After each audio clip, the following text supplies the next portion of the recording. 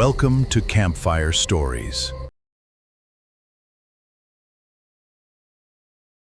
Welcome back to the fire, friends. When we left the sisters' barns, they had made it through the worst fight of their lives on a wharf in Bonavista and come out the far side on a cold bench at dawn with a plan to go to Fogo together and tell their lost sister the truth. But there was still one wall standing between them, the thing Mo carried in that pill bottle and had not told a living soul. Tonight, in a town called Gander, that last wall comes down. Gander, Marty. Now, I know that name. Is that the come-from-away town? It is the very one, Carol. And if there is a soul at this fire who does not know that story, let me give it to you, because it belongs here. On the 11th of September 2001, when the planes came down over America, the skies were closed, and 38 jetliners full of frightened strangers from all over the world were sent down out of the air to Little Gander, Newfoundland. Near 7,000 people, in a town of maybe 9. And Carol, those Gander people did not lock their doors. They opened them. They took perfect strangers into their homes, fed them, clothed them, held them while they wept for a week, strangers they had never met and would likely never see again. The whole world remembers it. They even made a musical of it. And Mo and Dott went to the little museum there and read the story, and it did something to Mo, Carol. Oh, I can feel it coming, Marty. A town full of people who opened their doors to strangers. And these two are on their way to open a door to a stranger who is their own blood. What did it do to Mo?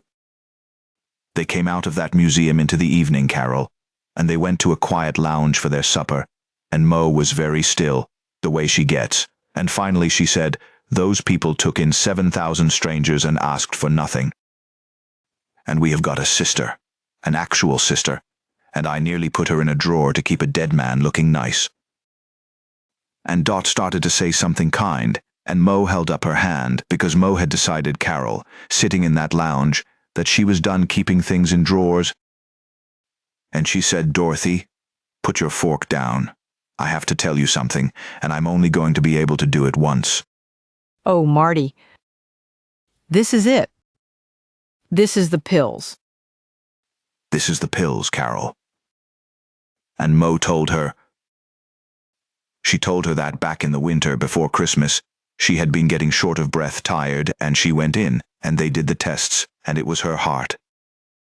A bad heart, worn out, and not the kind they can fix with a little roto-rooter and send you home. The kind where a very kind doctor sits you down and uses words like manage and comfortable, and then when you push him, because Mo pushed him, uses words like a year maybe, if things go well.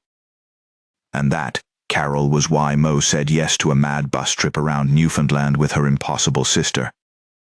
Because a very kind doctor had told her, gently, to go and do the things she wanted to do, while she still felt well enough to do them.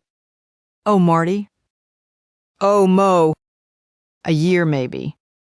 And she got on that bus and read every plaque and kissed the cod and never said a word, so as not to spoil it. That is the bravest, most maddening, most Mo thing I have ever heard.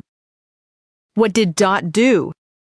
Dott, Carol, did not fall apart, which is not what you would expect from Dott, the one who cries at dog commercials. Because there is a thing about Dott that only comes out when it truly matters, and it is that when the real weight lands, she gets steady. She reached across that table, and she took both her sister's hands, and she said, "Well." And then she said, "That is why you have been letting me pick the restaurants." And Carol Mo laughed. That wet, surprised laugh. And Dott said, "You have not corrected my directions in 2 days. I knew something was desperately wrong." And the two of them sat in that Gander lounge and laughed and cried at the same time, the way you only can with the person who has known you your whole life, and the last wall, Carol, the very last one, came down right there. Oh, Marty, I'm weeping and laughing with them. That is why you have been letting me pick the restaurants. Only Dott could catch her sister that way. So now, Marty, now there are no more secrets. They both know everything. What does that do to them? It changes the whole trip, Carol, into something neither of them expected. Because up to Gander, the search for Menace had been Dott's mission, and Mo had been dragged into it. But now Carol, sitting in that lounge with the truth finally bare between them, it became something they both needed, and for the same reason. Mo said it out loud, and it broke Dott's heart and mended it at once. Mo said, "I would like to meet my sister Dorothy. I would like to sit in a room with all three of us, just the once before," and she did not finish. She did not need to. A woman with a year, maybe, wanted to meet the sister she had just learned she had. Suddenly the clock on the wall of this whole story was not just about an old woman on Fogo running out of time. It was about Mo, too. It was about all three of them. Oh, Marty. Now they are both racing the clock, and it is the same clock. That is almost unbearable. But it lit a fire under them, didn't it? What did they do? They stopped being tourists, Carol. That night in Gander, Dott got on the phone in earnest, working every number in her folder, trying to reach anyone connected to Menace on Fogo, to warn her, to ask, to not just turn up cold on a 75-year-old woman's step. And late that evening, she got a person at last, a younger woman's voice, guarded, who said she was Menace's daughter. And Dott, gentle as she could, started to explain who she was and why she was calling.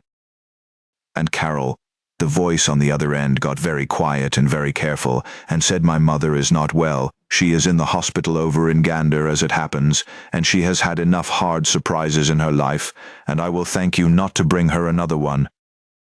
And the line went dead. Oh, no. Marty, the daughter hung up. And Menace is sick, too, in the hospital, and her daughter is guarding her like a dragon. They are so close. They are in the same town as her right now, and the door just slammed. What do they do? That, Carol, is the cruel turn of it, and it is where the last stretch of the trip begins. Two sisters, one of them with a failing heart, standing in the very town where their lost sister lies in a hospital bed, with a daughter at the door who has every reason in the world to keep them out, and every one of those reasons made of love. Because that daughter is protecting her mother from exactly the kind of pain these two are, without meaning to, carrying straight toward her. What the sisters Barnes do next, and how you get through a door that love itself has locked, is where we go next time, out toward the icebergs at Twillingate. Until then, friends, sleep warm, keep the fire high, and remember, the town that saved all those strangers did it by doing the one simple, impossible thing: it opened the door. I'm Marty Shepherd. And I'm Carol, and my heart is so full and so frightened. Hold your people close and come back for part 6.